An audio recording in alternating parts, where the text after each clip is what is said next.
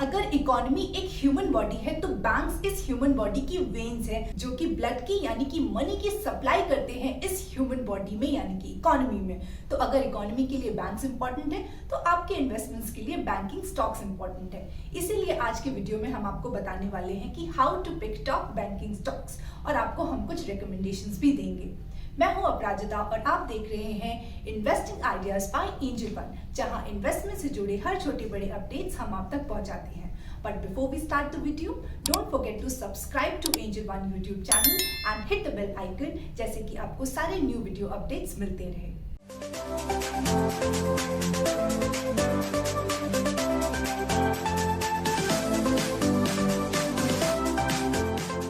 अगर हम last 1 year का डेटा देखें तो निफ्टी बैंक में बस 5% की रैली हुई है against 16% jump in Nifty 50 index. तो आज के वीडियो में हम आपको 5 पैरामीटर्स बताने वाले हैं जिनके बेसिस पे आप फंडामेंटल एनालिसिस करके टॉप बैंकिंग स्टॉक्स सेलेक्ट कर सकते हैं। बैंकिंग स्टॉक्स को एनालाइज करने का जो मोस्ट इंपॉर्टेंट मेट्रिक है वो है एनपीए, नॉन परफॉर्मिंग एसेट्स। तो आप समझते हैं कि आखिर एनपीए क्या होता है। तो बैंक्स जब आपको या हमको या किसी भी कॉर्पोरेट को लोन देती है and if those borrowers fail to pay back the loan amount, तो उसको ही हम एनपीए बोलते हैं। इसको बैड लोन्स भी बोला जाता है। A loan is classified as NPA after the borrower fails to pay interest on the loan amount for more than 90 days. Post Covid इस लिमिट को 180 डेज कर दिया गया था, which is back to 90 days with effect from March 31, 2022। तो आपको NPA levels जरूर चेक करने चाहिए before investing in any banking stock. A higher NPA level is of course seen in negative light. NPA से ही लिंक एक बहुत ही important financial metric है जिसको हम बोलते हैं प्रोविजनिंग कवरेज रेशियो यानी कि पीसीआर रेशियो। तो सारे बैंक्स की ये एक रेगुलेटरी रिक्वायरमेंट होती है कि they have to set aside some portion of their profits as provision against their bad loans. तो पीसीआर रेशियो इसी को रिफ्लेक्ट करता है। A higher PCR ratio shows that bank is not in a vulnerable situation and it is safe. Next important metric है NIM यानी कि Net Interest Margin.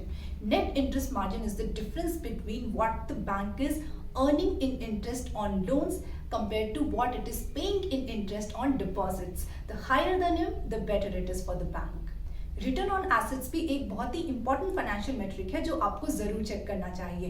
Return on assets ये दिखाता है कि how efficiently banks assets are generating revenues.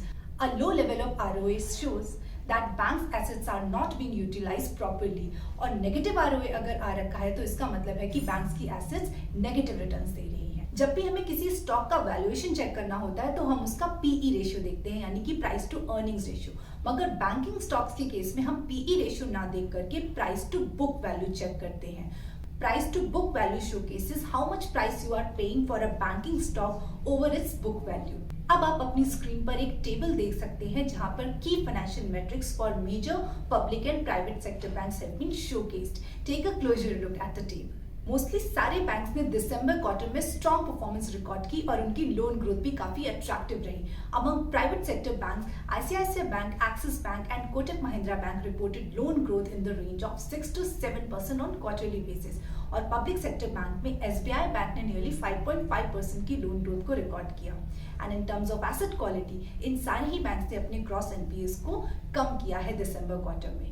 और angel one research team का मानना है कि कोविड की वजह से, थर्ड वेव ऑफ कोविड की वजह से मार्च क्वार्टर में इन बैंक्स की एसेट क्वालिटी या लोन ग्रोथ पे कुछ खास इंपैक्ट नहीं पड़ने वाला है। So the worst is over for the banking sector and banks are expected to record strong net interest margin and PAT growth from here on. Angel One research team is positive on ICICI Bank, HDFC Bank and Axis Bank. तो आपको इन सारे stocks को consider करना चाहिए। आप कौन कौन से बैंकिंग स्टॉक्स में इन्वेस्टमेंट करने वाले हैं हमें कमेंट सेक्शन में जरूर बताएं। Now don't forget to like and share this video and subscribe to Angel One YouTube channel. I'll see you soon in the next episode of Investing Ideas. Till then, take care and invest well.